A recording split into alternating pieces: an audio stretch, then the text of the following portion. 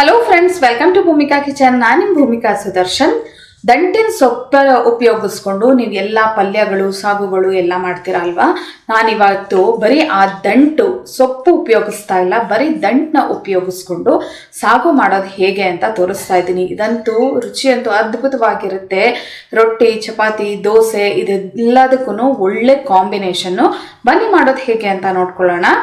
Mixer jar ಒಳಗಡೆ 1/4 ಕಪ್ಪು ಹಸಿ ತೆಂಗಿನ ತುರಿ, ಎಳ್ಳು 1 ಟೀ ಸ್ಪೂನ್, ಜೀರಿಗೆ ಅರ್ಧ ಟೀ ಸ್ಪೂನ್, ಹುರ್ಗಡ್ಲೆ 1 ಟೇಬಲ್ ಸ್ಪೂನ್, ಕರಿಬೇವಿನ ಸೊಪ್ಪು 1 ಗರಿ, ಈರುಳ್ಳಿ 1 ಅರ್ಧ. ಇದನ್ನು ಸ್ವಲ್ಪ ನೀರು ಹಾಕ್ಕೊಂಡು ರುಬ್ಕೊಳ್ತೀನಿ. ಚಟ್ನಿ ಹದದಲ್ಲಿ ರುಬ್ಕೊಂಡಿದ್ದೀನಿ. ಇದನ್ನು ಪಕ್ಕ ಎತ್ತಿಟ್ಕೊಳ್ತೀನಿ.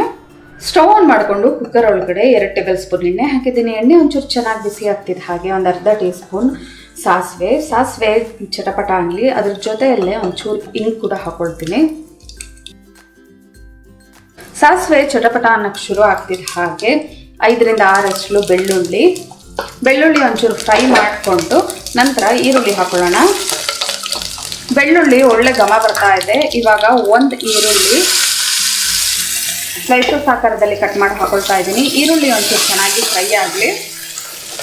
ಈರುಳ್ಳಿನ 1 ನಿಮಿಷ ಫ್ರೈ ಮಾಡ್ಕೊಳ್ತಿದ್ದ ಹಾಗೆ 1 ಆಲೂಗೆಡ್ಡೆ, 1 ಚಿಕ್ಕ ಸೈಜ್ ಆಲೂಗೆಡ್ಡೆನ ದಪ್ಪ ಕ್ಯೂಬ್ಸ್ ಆಕಾರದಲ್ಲಿ ಕಟ್ ಮಾಡ್ಕೊಂಡಿದ್ದೀನಿ. ಆಲೂಗೆಡ್ಡೆ ಒಂಚೂರು ಫ್ರೈ ಮಾಡ್ಕೊಳ್ಳೋಣ. ಆಲೂಗೆಡ್ಡೆ 1 ನಿಮಿಷ ಫ್ರೈ ಮಾಡ್ಕೊಳ್ತಿದ್ದ ಹಾಗೆ ದಂಟಿನ ಸೊಪ್ಪಿನ ದಂಟು, ಬರೀ ದಂಟುಗಳನ್ನ ಈ ಥರ ಕಟ್ ಮಾಡಿ ಇಟ್ಕೊಂಡಿದ್ದೀನಿ. ದಪ್ಪ ಸೈಜ್ ದಂಟು ಬರುತ್ತಲ್ಲ, ಆ ದಂಟನ್ನ ಉಪಯೋಗಿಸ್ಕೊಳ್ಳಿ. ಆವಾಗ ಸಾಗು ತುಂಬ ಚೆನ್ನಾಗಾಗುತ್ತೆ. ಬೌಲ್ ಮೆಷರ್ಮೆಂಟಲ್ಲಿ ಹೇಳಬೇಕು ಅಂದರೆ 2 ಕಪ್ಪು 250 ml ಕಪ್ಪಲ್ಲಿ 2 ಕಪ್ ಅಷ್ಟು ಕಟ್ ಮಾಡ್ಕೊಂಡಿರೋವಂಥ ದಂಟು ಬಂದಿದೆ. ಈ ದಂಟನ್ನ ಒಂದ್ಸಲ ಈ ಥರ ಎಲ್ಲ ಚೆನ್ನಾಗಿ ಮಿಕ್ಸ್ ಮಾಡಿಕೊಂಡು 2 ನಿಮಿಷ ಮೀಡಿಯಮ್ ಫ್ಲೇಮಲ್ಲಿ ಫ್ರೈ ಮಾಡ್ತೀನಿ. ದಂಟಿಂದು ಹಸಿಗಮ ಹೋಗ್ತಿದ್ದ ಹಾಗೆ 1 ಮೀಡಿಯಮ್ ಸೈಜ್ ಜಾಮ್ ಟೊಮೆಟೊ ಹಾಕೊಳ್ತಾ ಇದ್ದೀನಿ. ಈ ಟೊಮೆಟೊನು ಜಸ್ಟ್ ಒಂದ್ಸಲ ಈ ಥರ ಮಿಕ್ಸ್ ಮಾಡಿಕೊಂಡ್ರೆ ಸಾಕು. 1 ಟೇಬಲ್ ಸ್ಪೂನ್ ಸಾಂಬಾರ್ ಪೌಡರ್ ಅಥವಾ ಖಾರಕ್ಕೆ ತಕ್ಕಷ್ಟು ನೋಡ್ಬಿಟ್ಟು ಹಾಕೊಳ್ಳಿ.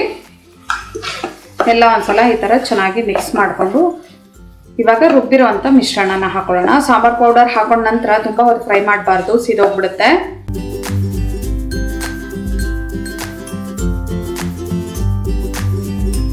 ತುಂಬಾ ಈಸಿ ಈ ಸಾಗು, ತುಂಬ ಫಾಸ್ಟಾಗೂ ಮಾಡ್ಕೋಬೋದು. ನಿಮಗೆ ದಂಟು ಸೊಪ್ಪು ಎರಡೂ ಮಿಕ್ಸ್ ಮಾಡಿಬಿಟ್ಟು ಹಾಕೋಬೋದು. ಆದರೆ ಬರೀ ದಂಟು ಉಪಯೋಗಿಸಿ ಮಾಡ್ಕೊಳ್ಳೋದ್ರಿಂದ ಅದ್ರ ರುಚಿ ಇನ್ನಷ್ಟು ಚೆನ್ನಾಗಿರುತ್ತೆ. ಇವಾಗ ಸಾಗು ಕನ್ಸಿಸ್ಟೆನ್ಸಿಗೆ ಇದಕ್ಕೆ ನೀರು ಹಾಕೊಳ್ಳೋಣ. ಅರ್ಧ ಕಪ್ಪಷ್ಟು ನೀರನ್ನ ಮಿಕ್ಸರ್ ಜಾರ್ ಒಳಗಡೆ ಹಾಕೊಳ್ತಾ ಇದ್ದೀನಿ. ಎಲ್ಲ ಒಂದ್ಸಲ ಚೆನ್ನಾಗಿ ಈ ಥರ ಮಿಕ್ಸ್ ಮಾಡ್ಕೊಳ್ತೀನಿ. ರುಚಿಗೆ ತಕ್ಕಷ್ಟು ಕಲ್ಲುಪ್ಪು 1 ಅರ್ಧ ಟೀ ಸ್ಪೂನಿಂದ 3/4 ಟೀ ಸ್ಪೂನು. ಮಸಾಲೆ ಎಲ್ಲ ಮಿಕ್ಸ್ ಮಾಡಿಕೊಂಡು ಕುದಿಯೋದಕ್ಕೆ ಶುರು ಆಗಲಿ. ರುಚಿ ನೋಡಿ, ಉಪ್ಪು ಖಾರ ಬೇಕಿದ್ರೆ ಈ ಟೈಮಲ್ಲಿ ಹಾಕಿ ಸರಿ ಮಾಡ್ಕೋಬೋದು. ಕುದಿಯೋದಕ್ಕೆ ಶುರು ಆಗಿದೆ. ಉಪ್ಪು ಖಾರ ಎಲ್ಲ ಪರ್ಫೆಕ್ಟ್ ಆಗಿದೆ. ಉಪ್ಪು ಖಾರ ಒಂಚೂರು ಮುಂದಾಗಿದ್ರೆ ಎಲ್ಲ ಬಂದ ಮೇಲೆ ಅದು ನಾರ್ಮಲ್ ಆಗಿ ಬರುತ್ತೆ ನೋಡಿ. ಇವಾಗ ಲಿಡ್ ಕ್ಲೋಸ್ ಮಾಡಿಕೊಂಡು ಮೀಡಿಯಂ ಫ್ಲೇಮಲ್ಲಿ 1 ವಿಷಲ್ ಕೂಗಿಸ್ಕೊಳ್ತೀನಿ ಸಾಕು. ಪ್ರೆಷರ್ ಬಿಟ್ಟಿದೆ. ಇವಾಗ ಸ್ಟವ್ ಆನ್ ಮಾಡಿಕೊಂಡು ಇನ್ನೊಂದು 3-4 ನಿಮಿಷ ಇದನ್ನು ಚೆನ್ನಾಗಿ ಕುದಿಸ್ಕೊಳ್ಳೋಣ. ಆವಾಗ ಹೊಂದ್ಕೊಂಡಂಗೆ ತುಂಬ ಚೆನ್ನಾಗಿ ಬರುತ್ತೆ ಈ ಸಾಗು.